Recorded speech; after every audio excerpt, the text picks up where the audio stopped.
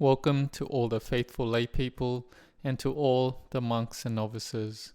Today we learn about the biography of the Venerable Mahathera, who was the foremost of all monks in putting forth effort. He had built his parami, his spiritual perfections, from the era of the Buddha Anumodasi, the Buddha Padumuttara, and the Buddha Vipassi. And in between those eras he had met Pacceka Buddhas. He had built halls, walking paths, meditation huts, and offered meals all through a period of 3 months, offering to Sammasambuddhas and to Pacceka Buddhas.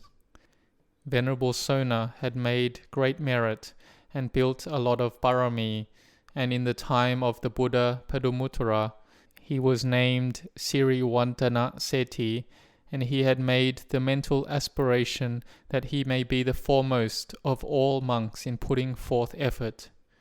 The Buddha rejoiced in his aspiration and blessed him, "May you succeed in your aspiration."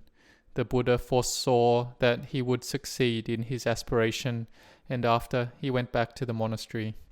Siriwantana Seti practiced goodness all through his life, and was reborn only in the human and Dewa realms.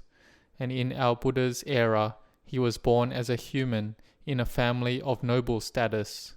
He had radiant skin and was very handsome. The palms of his hands and the soles of his feet were like the color of a copscomb flower. On the bottom of his feet were circles like diamond earrings.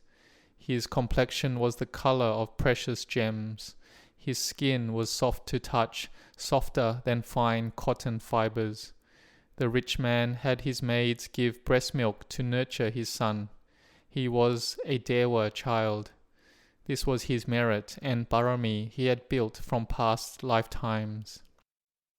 King Bimbisara heard about this, and so had the rich man bring his child to the palace. The rich man took his child Sona and 80,000 villagers as well to go meet the king. The king examined the child Sona and gained faith in the power of Sona's merit and great parami. The king looked at the soles of both feet of the child and saw the mark of Brahma. The king then told the rich man to take Sona and all of the 80,000 villagers to go see the Buddha for their benefit. Sona and all the 80,000 villagers went to where the Buddha was residing.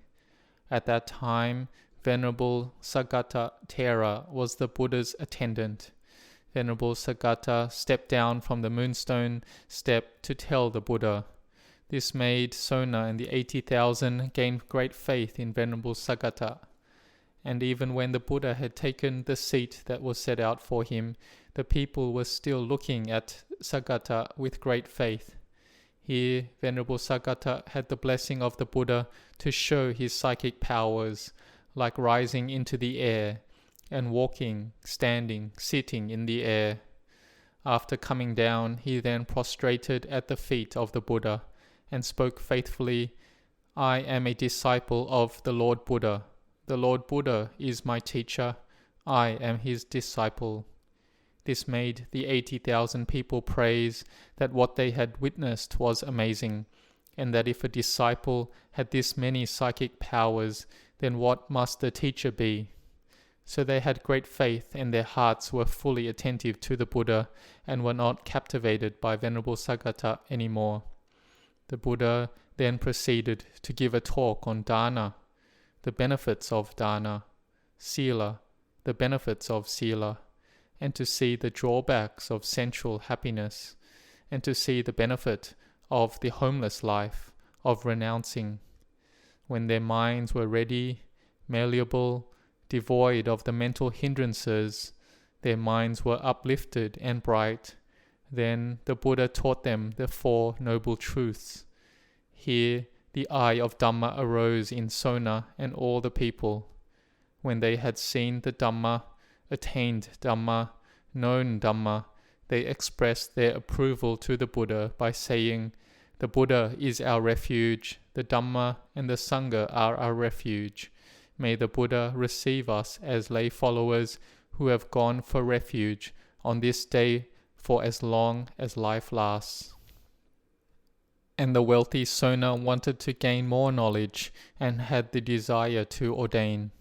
When he had become a monk and wanted to put forth effort, he saw the monastery as too distracting, and so asked permission to go to Sitawana, a cremation ground. He put forth effort as one who had gone forth, and even though there were difficulties, he put forth relentless effort. He walked meditation until the skin on his feet were broken and his feet were bleeding. But he still didn't stop. He kept putting forth effort like this. The Buddha saw that this venerable was putting forth too much effort and persistence. So he asked the monks whose walking meditation path this was and why was it stained with blood. The monks said it was Venerable Sona's walking path, and it was stained in blood because he had put forth excessive effort. The Buddha said to Venerable Sona that you dwell in a secluded place and you think you have put forth a lot of effort, but your mind still has not yet been liberated. Sona agreed. The Buddha said, how do you find the importance of this? When you were a layperson, you were skilled at playing the veena. When the strings on the veena were too tight, was the veena pleasant sounding and fit for playing? No, I couldn't play it. And when the strings on your veena were too slack, could you play? No, I couldn't, my lord. Any time when the strings were too tight or too slack, then how was the sound? It wasn't good.